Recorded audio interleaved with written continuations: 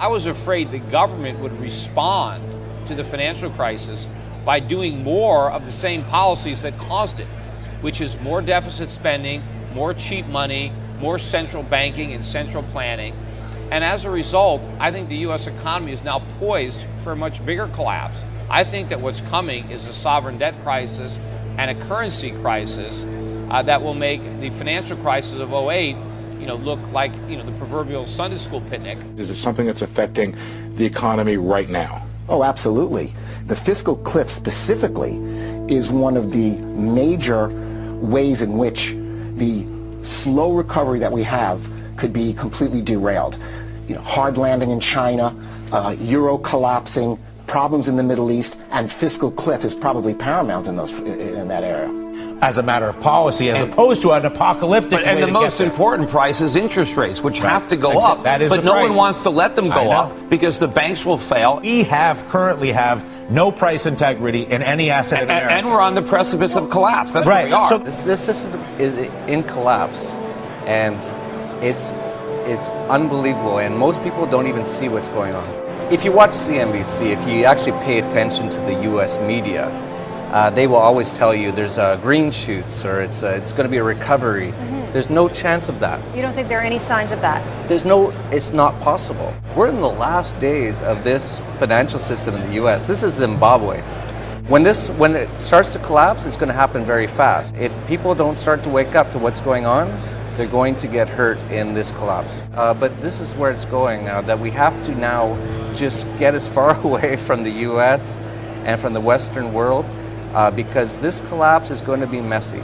We've got to ask ourselves, why are the feds preparing for a war against Americans? Why have they bought now more than 2 billion bullets, all kinds of arms and ammunition, and now more than 2,700 tanks to patrol in America and keep order? We're told it's because they love us. We're told it's to keep the peace and to increase safety.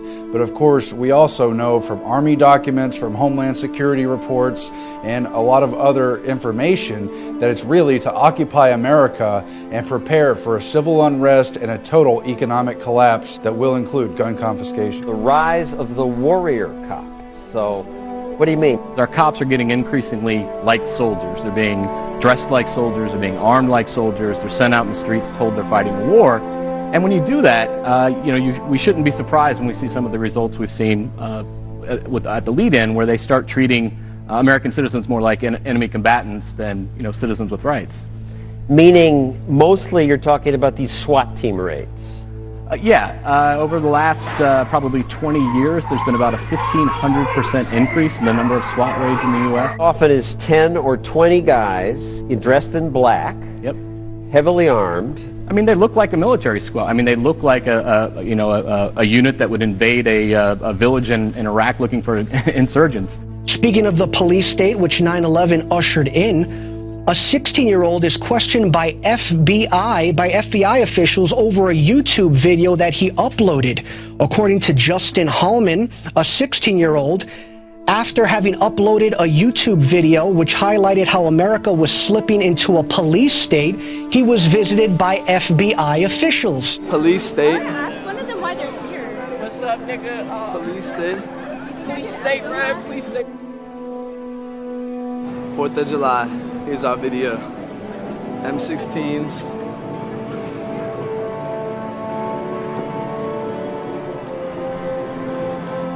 Because we don't live in a police state, sir. Martial law has not been established in this country. Open the door, sir. He's got his hand up. You're gonna kick my door. You kicked my door down. You kicked my door down. Get on the ground. You kicked my door down. Yes, we did. Get on the ground. No, you have no right to be in here. You have no right to be in here. You have no right to be here. You have no right to be in here. Do not touch her. You are assaulting her.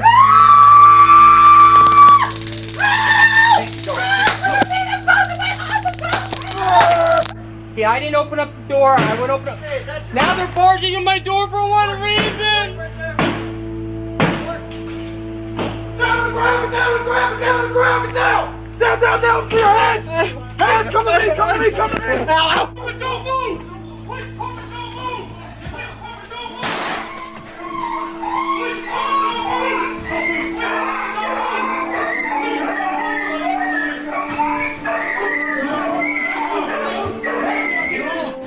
If what we saw in response to bombs was that, what will the response be in the wake of something bigger? Is that when we'll see martial law take effect across the country? And more importantly, will people just accept it entirely out of fear? It was never meant that we would have this gigantic police force from the federal government. I mean, we had martial law up there, FBI and all these agents coming in and closing things down, going into people's houses. The police state is staring us in the eye, and it's getting more and more imposed upon us and more imposed on society every day. More and more people are waking up faster and faster and faster. I think it could very well come to that based on the things that are happening in the news, and we're seeing, the collapse of our economy, so many different things happening. I have spoken with one federal agent, and the information succinctly boiled down is this. There is an event coming, Steve, in the very near-term future that is going to affect the United States of America to its very soul. That what is being planned as you and I are on the air tonight, and what has been coming together into that old term, the perfect storm, is literally brewing right over our heads. It is and includes military maneuvers in the United States, military actions that are forthcoming, and that will be so deep and so penetrating that the United States will never be the same. Who have heard about the NSA spying on us all and think, no big deal. I'm not a terrorist, so I have nothing to worry about. Think again. Because we are all potential terrorists, according to the American government. You can't just do these kind of things. And this one is not only repealing the principles of liberty, but it's destroying the Constitution. All of these invasions of our personal privacy under the guise of protecting us, they're just wrong. And it's no longer about keeping us safe. This is about keeping us safely under the government's eye. And it is clear the government is watching all the time. Oil looks higher. Gold looks higher, currencies look weaker. More about this currency crisis you see erupting. What does that assume about what's going to happen to the dollar?